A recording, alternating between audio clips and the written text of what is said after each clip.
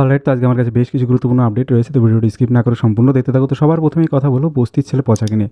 তো রিসেন্টলি তার ফেসবুকে মেসেঞ্জারে কেউ একজন মেসেজ করে, আর তোমরা স্ক্রিনে দেখতেই পারছো মেসেজটা সে কী লিখেছে, আর এর উত্তরে বস্তি ছেলে পচা যেটি বলে। বাংলাদেশের কিছু মুসলিম, মানে এদেরকে মুসলিম বলবো কিনা জানি না, তোমরাই বিচার করো। যে এই যে লিখছে আমার নুন কেটে আমাকে মুসলিম মানাবে, মানে নুন কাটলে কি কেউ মুসলিম হয়ে যায়? মানে ধর্মটা কি এতটাই তাচ্ছিল্যের ব্যাপার যে কেউ নুন কাটার মুসলিম হয়ে গেল? তাহলে তো যে জ্ঞান আনে সে বলবে শিবের ভক্ত, যে এরকম লম্পচম্প করে লাফালাফি করে সে বলবে হনুমানের ভক্ত। মানে ধর্মটা পালন করার জিনিস, শো অফ করার জিনিস না। মানে ধর্মটা অ্যাকচুয়ালি ভুলভাল লোকের কাছে চলে গেছে, এটাই হচ্ছে কথা। কাশ্মীরের পেহেলগামে যে ইনোসেন্ট মানুষগুলোকে মারা হলো, তাদের কি দোষ ছিল? তারা তো কারোর কোনো ক্ষতি করেনি। আর যে কোনো ধর্মগ্রন্থ যদি পড়ো, তুমি যদি কোরআনও ঠিকঠাক পড়ো, কেউ তো শত শো অফ করে, কেউ তো প্রশ্ন করেই না। যদি কোরআনটাও ঠিকঠাক পড়ো, সেখানে আল্লাহ লিখে গেছেন যে ইনোসেন্ট মানুষের গায়ে যেন হাত না তোলা হয়। আর ওই ইনোসেন্ট মানুষগুলোকে কালমা করতে বলছিল, আর ইনোসেন্ট মানুষগুলোকে ধরে ধরে মেরে ফেলছিল। মানে এটা কি কোরআন বিরোধী না? সব ফেক মুসলিমরা যারা থ্রেট দিচ্ছে, তারা আবার এরকম ভাবেই জাস্টিফাই করছে ব্যাপারটাকে। এই কাশ্মীর ঘটনাকে কিভাবে জাস্টিফাই করছে জানো? তারা বলছে তাবরেজ আনসারীকে তো মারা হয়েছিল জয় ইসলাম বলতে পারেনি বলে, তাকে দিয়ে জয় ইসলাম বলতে বলা হচ্ছিল। ওটাকেও যেমন আমরা নিন্দা করি, এটাকেও নিন্দা করি। কিন্তু একটা দোষ ঢাকতে গিয়ে আরেকটা দোষ আনা মানে তুমি পলিটিশিয়ান, তুমি পাগলা পলিটিশিয়ান, তুমি কিন্তু ধার্মিক লোক নও। ওটাকেও যেমন নিন্দা করা উচিত, এটাকেও নিন্দা করা। যখন এটা হয়েছে এখন এটা বলতে গিয়ে ওটাকে এনে এটাকে জাস্টিফাই করা, তাহলে কিন্তু তুমি জোড়াফোটার হয়ে গেলে, আর কিছুই না। যাই হোক, এরকম অনেক ফেক মুসলিম আমাকে থ্রেট দিচ্ছে, মেসেজ করেছে আমার নুনে মুসলিম বানাবে। তাদেরকে বলে রাখি যে অলরেডি আমার নুন কাজ, মানে হেলথের জন্য সেটা, মানে আমার সার্কামসিশন, মানে ভেবে মুসলিম হয়ে গেলাম। সার্কামসিশন মানে হচ্ছে ফোর স্কিনটা কাটতে হয়, মানে হেলথের জন্য। এটা দেখে গুগল করে নিও। কোনো ধর্মের জন্য আমার কাটি না, ধর্মটা পালন করতে। নেক্সট কথা বলবো বঙ্গাই তানিয়াকে নিয়ে। তো রিসেন্টলি বঙ্গাই তানিয়া গেছিলো আড্ডাখানাতে, এবং সেখানে তাকে জিজ্ঞাসা করা হয় তারা যে এই মেয়ে বিয়ে করেছে সেটা কি শুধুমাত্র ভাইরাল আর টাকার জন্য বিয়ে করা হয়েছে, তারা কত টাকা ইনকাম করেছে, তারা কি সত্যিই বিয়ে করেছিল, আশেপাশের লোকজন বা পরিবারের লোকজনের রিয়াকশন কেমন ছিল, এছাড়া অন্যান্য অনেক বিষয় তাদেরকে জিজ্ঞাসা করা হয়। ভিডিওর কিছুটা পার্ট আমি তোমাদেরকে দেখিয়ে দিচ্ছি, পুরোটা দেখছিলে নিচে ডিসক্রিপশন লিংক থাকবে, তোমরা গিয়ে দেখে আসতে পারো।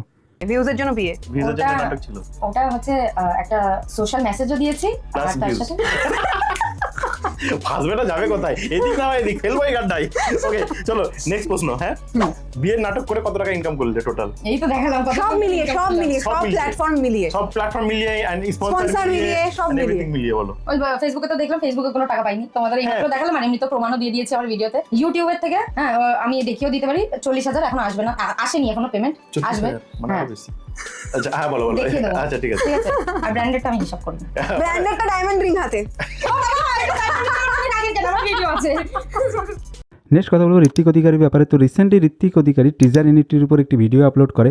যারা টিজারটি করেছে তারা তো সবাই জানো এখন কেউ টাকা তুলতে পারছো না, আর যারা করনি বা জানো না তারা অবশ্যই একবার ইউটিউবে সার্চ করে নিও টিজার ইউনিটি কী, বিস্তারিত জেনে যাবে অ্যাকচুয়ালি কী। আর সেই স্ক্যামের ব্যাপারে ঋত্বিক অধিকারী তার ভিডিওতে বলেছে। তার ভিডিওর আমি কিছুটা পার্ট আমি তোমাদেরকে দেখিয়ে দিচ্ছি, পুরোটা দেখতে গেলে নিচে ডিসক্রিপশন লিংক থাকবে, তোমরা কি দেখে আসতে পারো।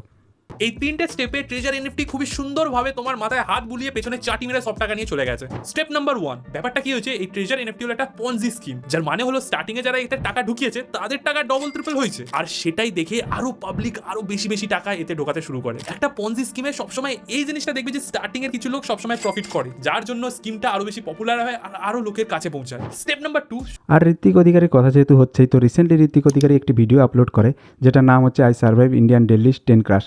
আর এই ভিডিওটি 6 দিনের মধ্যেই 1 মিলিয়ন ভিউ ক্রস করে গেছে। তো বুঝতেই পারছো কি খতরনাক লেভেলের ভিডিও হয়েছে।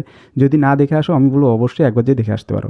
নেক্সট কথা বলবো পেদ কথার ব্যাপারে। তো রিসেন্টলি পেদ কথা 500 এপিসোড কমপ্লিট করে তার ছোট্ট একটা সেলিব্রেশন হয়, সেখানে অনেকেই ছিল, কুণাল বোসও ছিল। কুণাল বোস সেখানে 500 এপিসোডের ব্যাপারে বেশ কিছু কথা রিভিল করে, আর সে যেটা বলে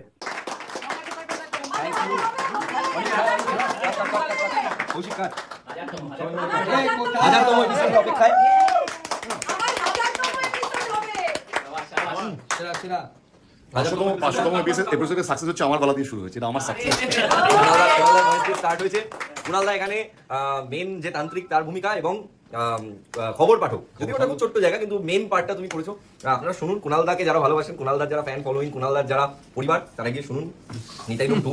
দেখুন আপনার কুণাল বোস কেমন পারফর্ম করেছে, একদম ভয়েস আর্টিস্ট হিসেবে কেমন কাজ করেছে দেখুন। তো এখনকার পর্যন্ত এইটুকুই, দেখা হচ্ছে নেক্সট ভিডিওতে, ততক্ষণ থ্যাংক ইউ অ্যান্ড বাই।